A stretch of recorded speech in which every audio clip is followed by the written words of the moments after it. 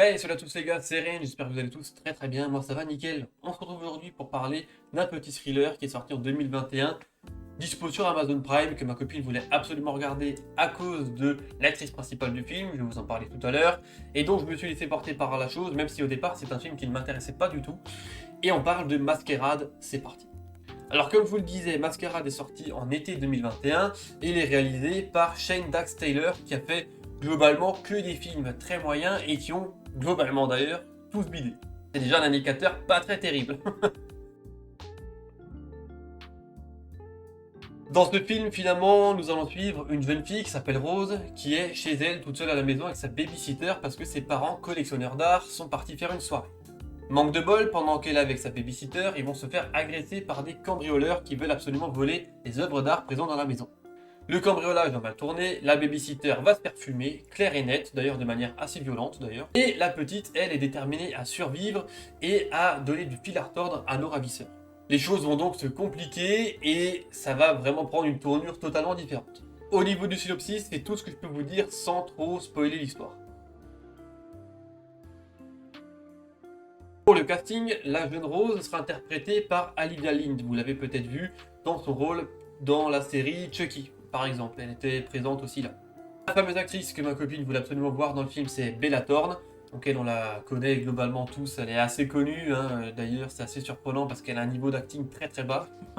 Nous avons aussi Skylar Samuels qui sera présente dans le rôle d'une des cambrioleuses.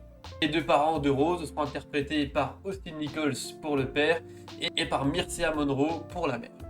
Globalement, au niveau du casting, c'est tout ce que nous aurons dans le film. Alors maintenant, je vais vous donner mon avis sur Masquerade. Déjà, il y a un premier point, c'est qu'effectivement, il est réalisé par un gars qui, a priori, a fait que des bides, que des films pas connus, globalement, des échecs, malgré la multitude de films qu'il a fait. De ce que j'ai pu comprendre, alors la plupart, je les ai même pas vus, donc pour vous dire, mais de ce que j'ai pu comprendre. Et le film ici dure 1h20, donc déjà, réalisateur pas terrible, une durée plutôt courte, ça sent pas très bon pour un thriller quand même, c'est un thriller, faut pas oublier. Et on peut ajouter à ça le fait que l'actrice principale soit Bella Thorne. Alors on peut dire ce qu'on veut, elle est très jolie, elle est très sympathique, voilà, mais alors elle joue ultra mal. C'est très difficile d'avoir de la crédibilité autour d'elle, hein, en tant que personnage principal, parce que maintenant c'est pas le premier film que je vois avec elle dans le rôle principal, et globalement, à chaque fois, elle est pas terrible du tout. Je pense que globalement, il mise à chaque fois plus sur son charme que sur autre chose. Ensuite, on constate clairement qu'il y a un problème de budget dans le film, parce que là, il n'y a vraiment rien. Il y a un décor, c'est une maison dans le noir. Globalement, il y a rien, quoi. Deux couloirs, une chambre. Ça tourne en rond tout le film, donc bon, pas terrible au niveau des décors. Au niveau du budget, on s'en rend du coup bien compte qu'il était quasiment inexistant. En plus de Bella Thorne, il faut quand même dire que le reste du casting est plutôt mauvais. La petite, bon, on va dire que c'est une enfant, pourquoi pas. Mais alors les autres, oh, ils sont nazes. Les deux ravisseurs, les amis, je suis désolé, mais j'ai jamais vu des ravisseurs aussi nuls que ça. Ils sont nazes comme tout. Ils sont nazes comme tout, ça n'a aucun sens. Et à un moment, le mec s'énerve, il tape dans le mur, il s'est cassé la main.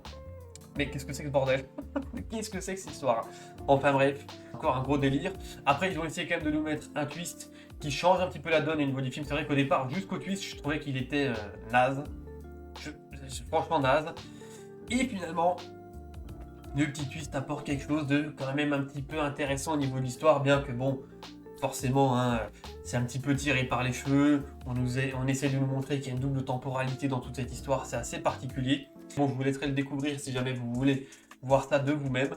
En tout cas, voilà, on va dire que ça a donné un petit point positif au film, ce twist, mais sinon le reste est pas terrible. Après, il y a un tout petit peu de violence quand même, entre guillemets. Effectivement, la babysitter, comme je vous le disais au début du film, qui se prend 2-3 coups de marteau dans la tête, on les voit pas en plein cadre, mais on voit le résultat, c'est bien semblant, bon, pourquoi pas. On a aussi 2-3 petits coups de couteau qui sont portés au père de famille, voilà, lui il a aussi pris 2-3 petits coups de couteau qui voilà, pisse bien le sang, mais bon, on va dire que voilà, c'est tout ce qu'il y a au niveau des effets sanglants du film. La résolution du coup grâce au twist n'est pas si déplaisante que ça, même si voilà, on va dire que c'est le seul point positif du film, et heureusement que ce petit twist était là, parce que sinon tout le reste, c'était du grand n'importe quoi. Globalement d'ailleurs, c'est tout ce qu'il y a à dire sur le film, hein, parce que c'est vrai que vu qu'il n'y a pas de décor, qu'il n'y a pas d'effets spéciaux, qu'on est globalement dans le noir, que les ravisseurs sont nazes, que la deuxième personnage principale soit une enfant, et ben voilà, c'est... Comment voulez-vous faire un film vraiment je peux pas dire exceptionnel, mais ça aurait pu être un film un petit peu au-dessus du lot si les choses étaient mieux faites et si il y avait peut-être un petit peu plus d'ambition. C'est vrai que là, du coup, on est vraiment sur un film pour sortir un film, quoi. Et encore une fois, je pense qu'ils ont pris Bella Thorne, qui est devenue plus une influenceuse finalement maintenant qu'une actrice, pour essayer de faire venir un petit peu de gens autour du projet, parce que à mon avis, au départ, si elle n'était pas là, personne n'aurait vu ce film.